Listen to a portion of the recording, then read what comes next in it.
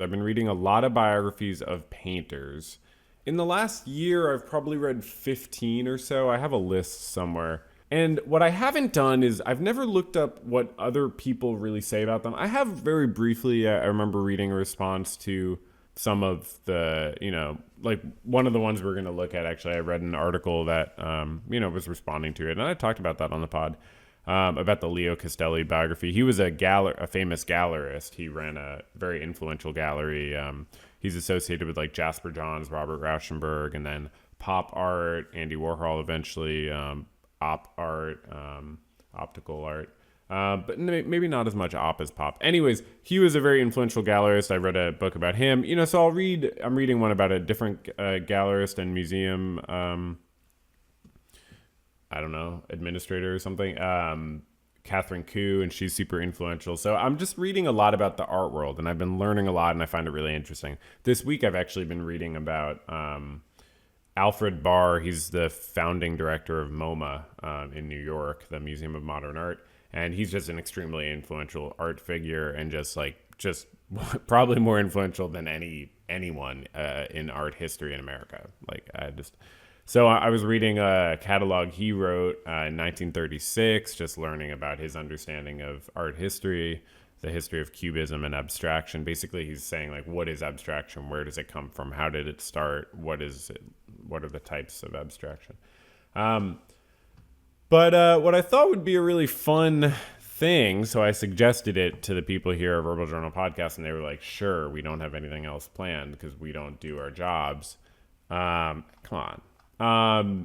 Was that we could maybe look at reviews, and especially bad reviews. So this is the book I just finished. So I thought it'd be fun to go through, and then I have the one I was just talking about, and then I have The Private Lives of the Impressionists, which I also read recently.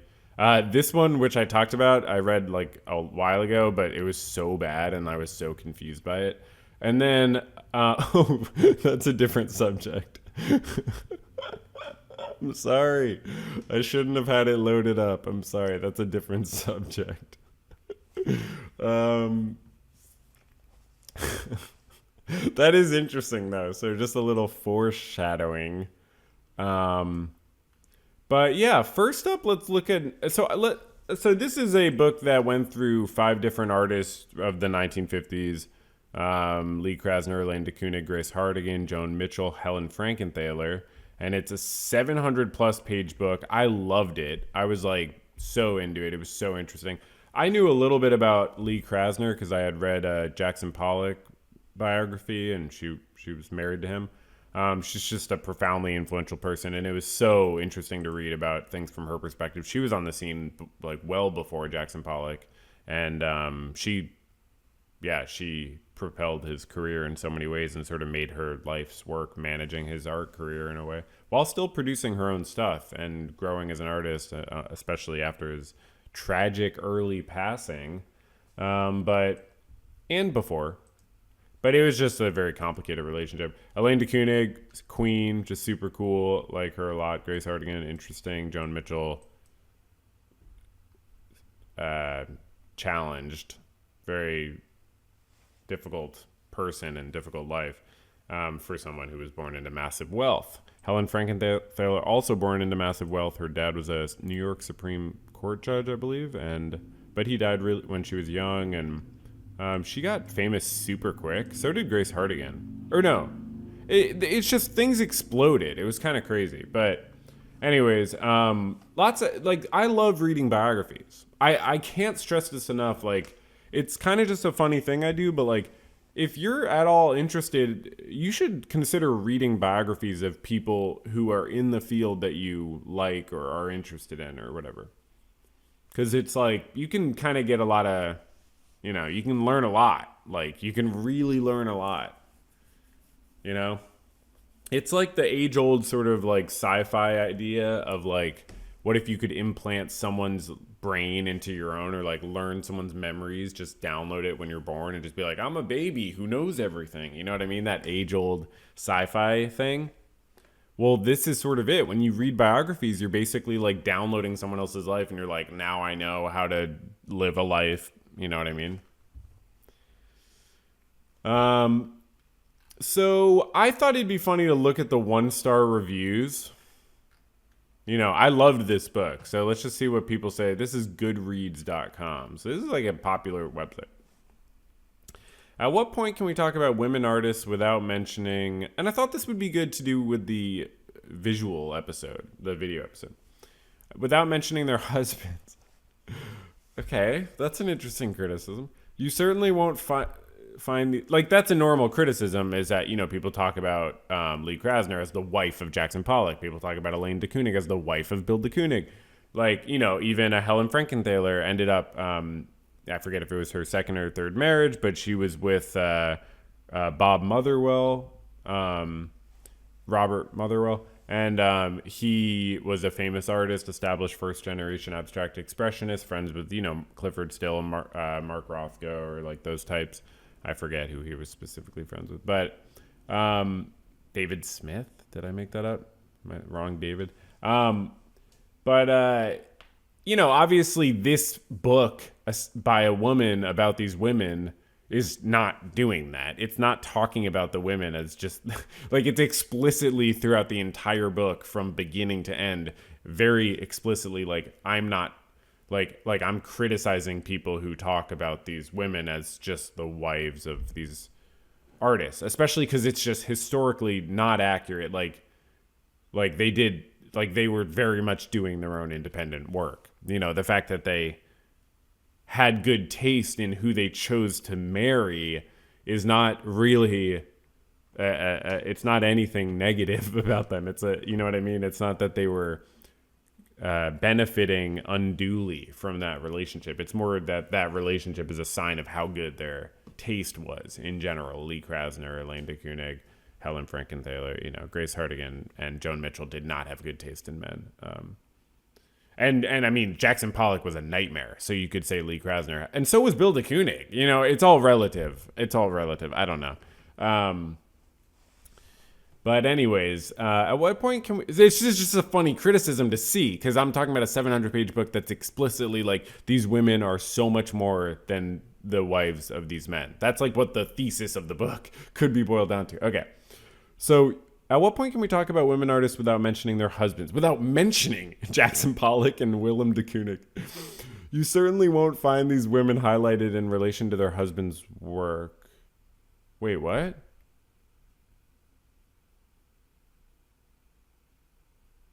Wait, what? Isn't that the opposite?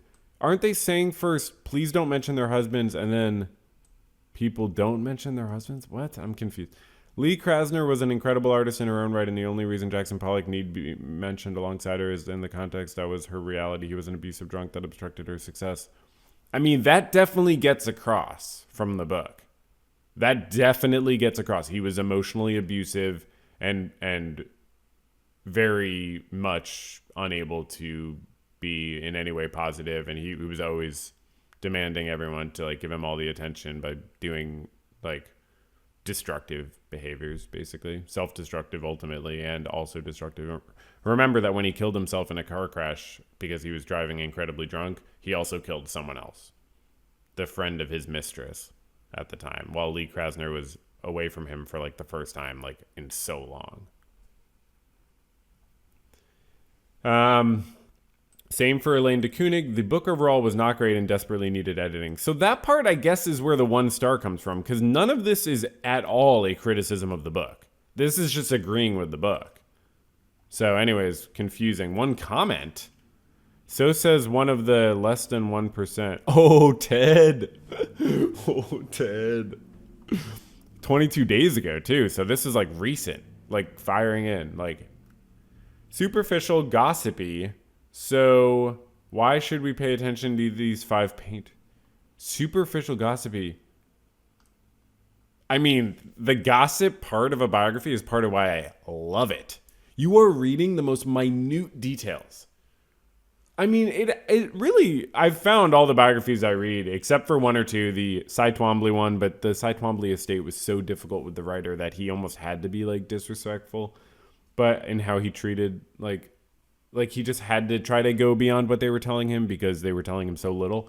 But usually I've found biographers being incredibly respectful, not going into like unnecessary detail. And if anything, you'll see the biggest criticism is probably that these biographies were overly hagiographic or positive, to use a more apt word. Okay, anyways, so superficial gossipy. So I don't know. Whatever. No one's gonna. Sometimes people will write a whole thing, but usually people don't feel like they have to back up what they say with any sort of, oh, it was gossipy because of X. Trust me, I know from YouTube comments. You know what I mean? People just say whatever they want, Which I feel like is sad, because I feel like critical thinking is actually pretty easy to teach and learn. Like, there is, like, a process and order of operations where you just think, like, okay, when I make a claim, maybe I should support it with an argument or evidence. So why should we pay attention to these 5 painters? Lee Krasner, Elaine de Kooning, Helen Frankenthaler, Grace Hartigan, and Joan Mitchell are 5 incredibly famous and influential painters. Like, I'm not, I don't know how to explain that if you're not. Like, Grace Hartigan was skyrocketed to fame and was on the cover of magazines like in the 50s, like Helen Frankenthaler as well. Gabriel doesn't really get past the 1956 Life magazine answer, the sheer novelty of lady painters. Really? I'm pretty sure the book goes into extensive detail on why these people's painting was sort of like revolutionary and groundbreaking. Lee Krasner, going beyond painting mosaics and but still getting back to painting. And I don't, at the end of the day, like Helen Frankenthaler is considered the founder of the whole color field movement, it's called. So it's just like a form of abstract expressionism. You know what? Maybe it's actually a good idea on the video podcast to show paintings. So, her famous Mountains and Sea. Oh, really? You're just gonna... Okay, so whatever. So yeah, you can see, what, you don't have to like it, but this is, at the time, this was pretty groundbreaking. I mean, not in the 60s, but like, whoa. That's cool. This is one of... Oh, 1982. It had a different date. Whoa, I like that. That's kind of interesting. So, like, you don't have to like this. You could be like, I don't like that at all. But that's kind of interesting to me. And that's decades into her, that's when she could do whatever she wanted. This is when she was making her name. This is her famous one. I think she made it in a night on unprimed canvas. They were describing it in the book. You don't have to like it, but it was new. And it did change how people thought about art. Lee Krasner paintings. Let's just take a second and look at the paintings for a second. We got, I can't tell. She kind of went back later to some of her earlier style. This is early, right? Or what is this? Yeah, well, she lived a long life. Good for her. Just profoundly influential. So, you could see similarities to Jackson Pollock too. There was mutual influence, but she also just did her own stuff. And to early Jackson Pollock, she didn't do drip paintings. You can't see, early and late. He sort of changed what he was doing. Okay. And then Grace Hartigan, just so you can all see, let's see.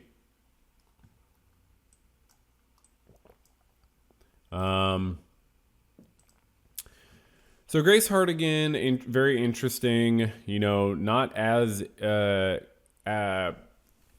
free or whatever as the color fields of Helen Frankenthaler. I don't know. I'm like having a hard time here. 1950s. Yeah, I guess these are her paintings. So, very interesting. She was extremely dedicated to her work, and she has more sort of representational forms in there. And I just learned a lot about other artists as well as the time. Larry Rivers, who was close friends with her. She was extremely close friends with the poet Frank O'Hara, the writer Frank O'Hara. Just interesting stuff. And then who else do we have? Elaine de Kooning.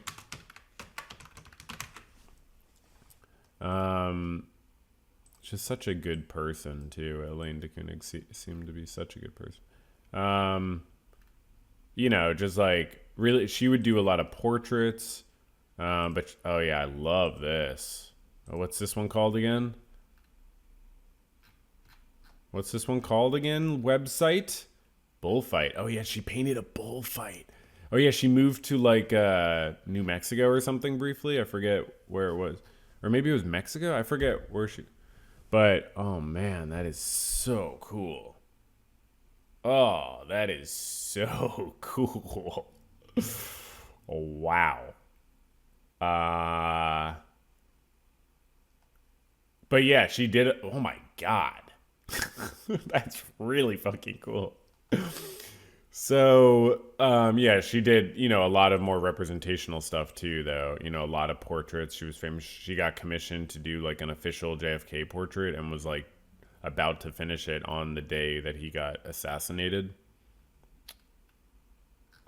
Which, by the way, Donald Trump getting shot at, it's kind of derivative, if you think about it. It's kind of derivative at this point. And last but not least, maybe ethically least, but not as a person, Joan Mitchell, who also lived a long time, but here's, her early work. Very interesting. I say ethically, she was just a very disturbed person, and she made people's lives kind of difficult, and made her own life very difficult. But she did make extremely interesting art that I love. It's honestly, I like it almost better than the four other artists I just showed you. I mean, that Elaine de Kooning was amazing. But like Joan Mitchell, I love her work. I think it's a little big. I don't love artists where everything's so big. To me, I'm like, it's a little, but whatever, What can I say?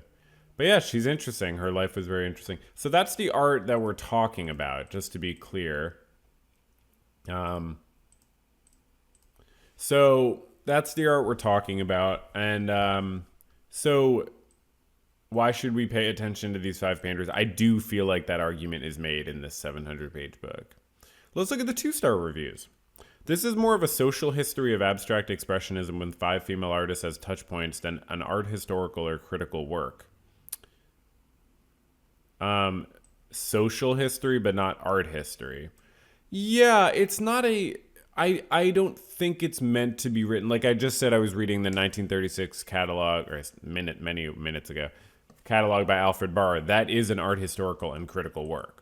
This is not. It's a very different type of book. It is focused on the social and historical interpersonal history of the movement. It's not an art historical critical work in the sense of like making. Yeah, it's just not. It's not an academic work in that sense.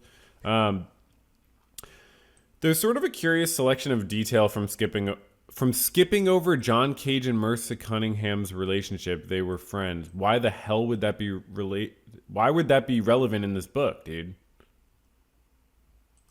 And pages about peripheral characters or incidents, Dylan Thomas's death and funeral at the White House Tavern. I don't remember that description in the book, but it was probably much more relevant than these guys' relationship, which is totally irrelevant to the subject of the book. Not only that, but like the book would go out of its way to be delicate with how much it talks about Jackson Pollock and Bill de Kooning. But they would just have so much going on and it would be influencing the main characters of the story so much that it's like, we have to talk about Jackson's huge exhibition happening that Lee goes to. We have to talk about Bill's huge, thing. What did they go in? They would just go, this affair he's having. How's that going to affect, whatever. And actually, Elaine and Bill were sort of open, so that's a little bit different. But not, you can still have affairs when you're open if you don't communicate. They weren't like polyamorous. Maybe they were polyamorous. But I don't know that they had the best communication. Okay, anyways, I'm not trying to, I don't know. I wonder if the original intent of the book was to share the anecdotes that dot the pages told as if the author knew Morty Feldman and Bob Rauschenberg. Okay, also not featured very heavily. But yeah, are they saying they don't like, and I've been saying, Bill de Kooning. I said Bob Motherwell. So the author does that too, calls them by their name that they were called, but I find that helpful. But there's little to, I don't see it as saying that she knew them. There's little to no detail about what inspired the artist or affected their work. Joan Mitchell being assaulted, visiting a psychiatric hospital. Should the author have gone into that more? I don't know. Should the author have gone into that more? I mean, what if she was asked not to, and like, I don't know. I mean, how? Yeah, that's an interesting question. Are you supposed to just delve into every bad thing that's happened to your subject? It's also 5 artists. I mean, I guess should that have been delved into more? That's an interesting question. I had to put the book down for periods as I grew more irritated with the author's ending chapters with cliffhangers, and Bill's behavior was bringing Elaine to make a change. That never resolves? Oh, no way. That's wild. The cliffhangers were just like a normal device you would use just to end a chapter. Otherwise, it's just awkward to end a chapter. So you just like, I didn't think they were over the top. They would definitely get followed up on. What? I think the book would have been better if it had focused on each author as a section with a longer introductory section, placing them in context. No. And with fewer remarks about their beauty, figures, and breasts, or lack thereof when it came to Krasner. I do not remember that comment about Lee Krasner's body. But the comments about their beauty were usually, and I think that was mainly, well, I guess I would say that was mainly with Elaine Krasner and Joan Mitchell, though probably also with the other artists. But the beauty comments were usually other people saying it about them, like quoted by the author. And I actually do think it's kind of relevant how people perceive the subjects. I don't think it was done in a tasteless way, and I have no idea what this is about. I have no idea. I mean, I think this is this person saying that. I don't think the author ever made a comment about the artist in that way. But 60% read and can't read this pretentious crap any longer. The way people use the word pretentious is interesting to me. Like, I wonder what it was. Like, is it inherently pretentious to just, like, focus on people's lives in this much detail? Unfortunately, I had to abandon this one. 700 pages is a lot, and this book definitely could have been a lot shorter. What, you probably don't like 3-hour YouTube videos either. The writing meandered to irrelevant male side characters too often and for too long. That's so interesting to me, because I get that. Like, there were mentions of male side characters. I mean, I'm sure this person is not talking about Willem de Kooning and Jackson Pollock. They're talking about, like, maybe Frank O'Hara, who was, again, extremely close, like more than friends. But he was a gay man, and Grace Hartigan was straight, I think. I don't think she was bi. I don't remember that being mentioned. But so they didn't like date, but they were just like close as anyone who dates.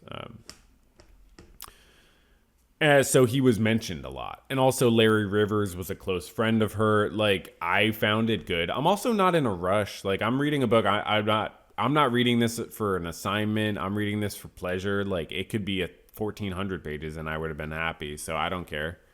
I wanted so badly to love it, but the colossal amount of pages is hard enough when the text isn't tangential. I rarely ever do not finish. But I'm happy to put this one down to get over my reading slump. Hey, I'm happy for you, Molly. That's whatever you got to do. Edit. I tell my kids all the time it's harder to write short than write long. There's a 5-star 250-page book in there. Well, I respect the bow tie. I did it. I managed to read the whole damn thing, all 716 pages worth. Did not, however, read the 100-plus pages of footnotes. You're not expected to. I now know about every single conversation among Abex artists and their coteries of friends, enemies, critics, collectors, gallerists, etc., etc. Every marriage, relationship, and fling, every spat, punch thrown, black eye, hangover, and suicide attempt, all the jealousies and betrayals. Yeah, that's what a biography is. Ridiculously long. This book could have been edited down to half, if not a third of its size. The author is obviously a tireless researcher and wants to show off the fruits of her labor. That's a negative way to put it. But really, we didn't need a profile of every single Greenwich Village character, some of whom, such as Dylan Thomas, had little relevance to the lives of the 5 women artists who were purportedly the subject matter of the book. I was kind of interested to learn what culture they were experiencing. Again, I don't remember every detail, and I actually forget. Like, I do remember them talking about the funeral with Dylan Thomas. I don't remember all the details, but you know, and whatever. But yeah, I found it really interesting. Like, they were going to these specific jazz clubs. This one place, the 5 Spot. They listened to John Coltrane and Thelonious Monk. Like, literally, Elaine de Kooning, like, I think Frank O'Hare, like, a bunch of these artists are sitting in the audience while Thelonious Monk plays the piano and John Coltrane plays the saxophone, and they jam out, and then frickin' Billie Holiday shows up and sings. And it's this legendary show that happened. People were packed into this dingy venue. And like, so I wanted to learn about what they were experiencing. Like, yeah, I think the book was too short. I never once was like, but yeah, no, I think it was fine. The author's style is gushy and starstruck. The language is overly dramatic, with each chapter ending in a not interesting cliffhanger. Okay, yeah, they didn't. Yeah, see, I think that's fine. I do think that's actually an interesting cliffhanger, frankly. Arshile Gorky's passing, tragically, influenced their lives immensely. He was a friend and a link to the history of European art. I mean, the quotes from Art World figures which start out each chapter are not at all profound or even particularly relevant to the subject matter of the chapter. Yeah, they are. Yeah, they are, dude. I literally remember one chapter that starts with a quote from Grace Hartigan saying, like, being a woman doesn't hold me back at all. And women who say they're held back, basically just being a woman doesn't hold me back at all. Like, I'm better than that. And then a second quote by, I think it was Lee Krasner or Elaine de Kooning, I forget who, saying, like, any woman who says that being a woman doesn't hold them back is like lying to themselves. It was something almost that direct. So it was like they were, it was very relevant. Sometimes it's tangential, like a epigraph or something. But like their brains don't think like abstractly enough where they can understand, okay, that's related in an abstract way, This Starstruck, I don't really think, it literally starts with her meeting Grace Hartigan in like almost like present day when she's working on the book. And she talks about how she worked at, was it Baltimore? It was like the Baltimore Museum where Grace Hartigan had worked for decades after attaining fame and moving around a bit. And this author worked there. So yeah, she was starstruck. She admits it on the first page. Like, I was meeting like a 70, 80-year-old pioneer in the field who was ruled over the institution I worked at. But then she says how she was normal and good to talk to. But you know what? I'm taking the tie off. Yeah, I am, because I've been doing a good job, and I don't think I need this. I don't think people need it. I can't breathe. I'm basically having a hard time getting oxygen to my lungs. Okay. Jesus Christ. Sorry about that. Yes, the art was terrific, but the artists, quite frankly, were not a nauseatingly self-involved group that deified substance abuse and partner abuse at the price of creativity. Thank God the art world no longer seems to be enthralled to this credo. I respect that. I respect where this person's coming from. Not all of the group. Not all of the group was equally self-involved. I think in deifying substance abuse, Elaine de Kooning got sober at a certain point in her life. Lee Krasner certainly didn't deify substance abuse. She saw it ruin her entire life, slowly and painfully. Grace Hartigan, a lot of them, had problems with drinking or substance abuse, or, were friends with people who did. Joan Mitchell did sort of,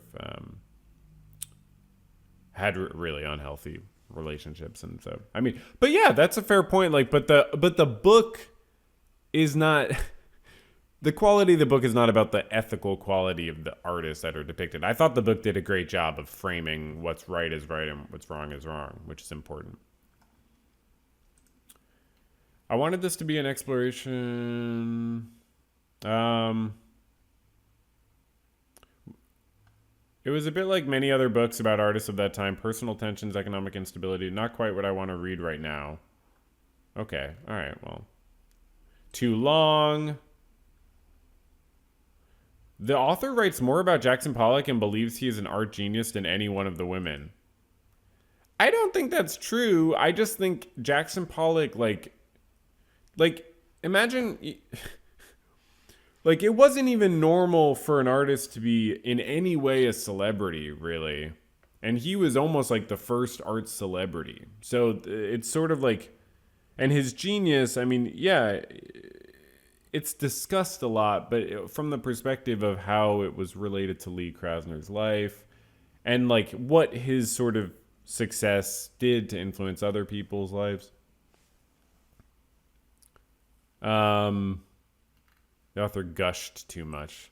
Feels kind of, I don't know. It was crammed with facts and information. I hate that. I hate when books are crammed with facts and information. Okay, let's move on. Enough. I just finished that book, so we spent more time looking at it, but we need to move on because we've been going a long time, I think, and I got to move on. So this one was interesting. Let's just look at a few. It was a good book. I did think the author was actually a little bit too positive. She, implying that he wasn't driven by money like implying that it wasn't really about money for him, which I found just unconvincing. The author's way too breathless. The story is fatally compromised by her love for Castelli. It feels true. Like, they were actually friends in real life. Yeah, that's true. And she associated with him through a position at the UN or something. Did I make that up? At one point, he jokingly mentions that she should go visit a European graveyard where some of his family is buried, and she does. Well, that's actually not a bad thing. This book is fascinating. The first 5 chapters delve into his family tree in a way I've never seen a biography do before, and it's very, very interesting. Because she discovered he was Jewish and he never talked about it. And so she's like, well, dude, I'm gonna tell people you're Jewish, like, just because you were hiding that, I'm not gonna hide that. And I respect that. I thought it was really cool. She was like, because I'm Jewish, and I think, I get if he was worried about how it would affect his career, but I'm sorry. I think that's a little cowardly at the end of the day. You could decide you don't want to be Jewish. I just don't think that's what he did. I think he just hid. Maybe he did. Maybe he decided he didn't want to be Jewish. I don't know. But hiding your family background is a little bit not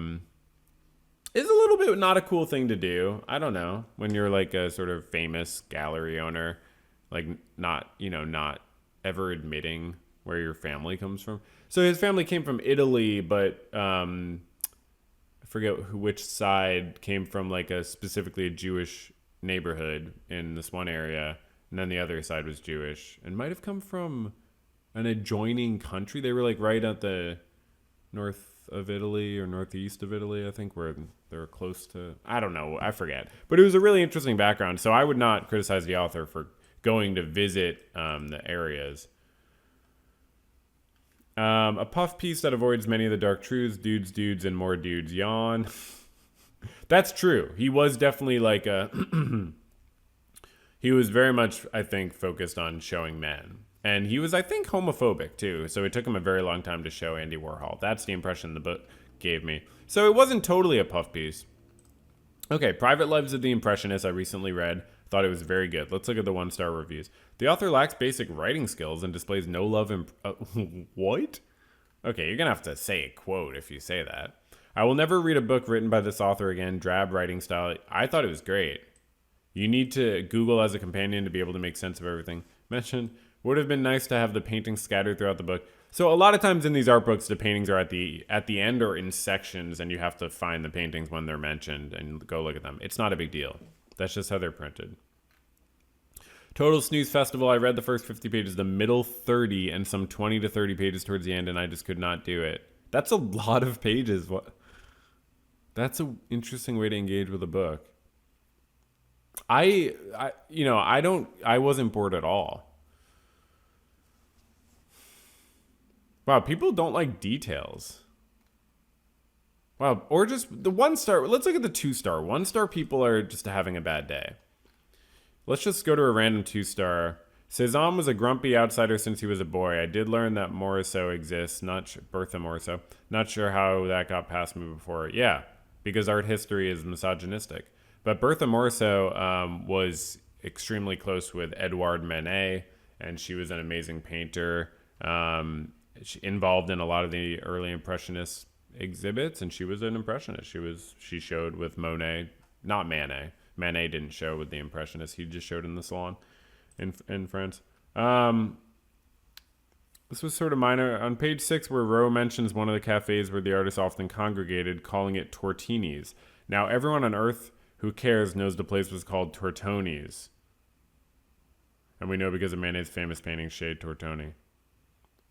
Stolen from the Isabella Stewart Gardner Museum. Wow, this person should write a book. Holy crap. Holy crap, this person wrote that. Whoa, they really know a lot. Okay, anyways, interesting. This is what it's all about. This book was so confusing. I talked about it a lot on a podcast episode many months ago. I was like, because Gertrude Stein is a famous writer, and it was so poorly written. It was obviously translated from French. It doesn't say, but it was definitely translated. But she spoke English because she was an American writer. Wait a second. Maybe it wasn't. Why would it be translated from French? She was an American writer. I just totally forgot that. She didn't write this book in French, right? Unless the version I have says that it was written in... I don't have that version, actually. I took it out from the library. I didn't buy that shit. It was so poorly written, it made no sense. Sentences that went on for so long... And there was no structure to the book, which, okay, it's a memoir. She was extremely close with Picasso. She's an older person when she writes the book, I think. She just writes a memoir. She just sort of rambles. But it had so little structure and jumped around so much. It was literally hilarious to read. I read some quotes on the podcast. So pretty bad rating, 3.7. You know when there's more 4 stars than 5 stars, that's not a good sign. This is a strange half-biography of Picasso written by one of his friends and cohort of artists. I have always struggled to understand some of the more... Yeah, I was talking about this. She groups everyone by their nationality. She's like, he had this Spanish way of doing things. It was always everything. Yeah, Spain, the Spaniards this, Russians this, yeah. Yeah, it borders on offensive. I agree. It was honestly really... There's no timeline. Yeah, it was so bad. Stein is the most wretched writer in the English language that I have ever encountered. 50 pages of repetitive, aimless, insipid... It's so true, really. It really is true. It's just cultic, mystic hokum. That's true. She has nothing to say. It's so bad, yeah. In Picasso, Gertrude Stein is the crazy old lady sitting in the back on the bench at the bus stop, rambling to herself about how Russian art is the circle and African art is the square, going back and forth. Oh my god. Yeah, it was so bad. So anyways, all this is to say, I'm not sponsored by Goodreads, but I just think it's such an interesting website. People really go hard. It's people are really doing video essays out there on Goodreads. So that's that. And that was the main section. That's the main section. How about that? That was the main section. This is a podcast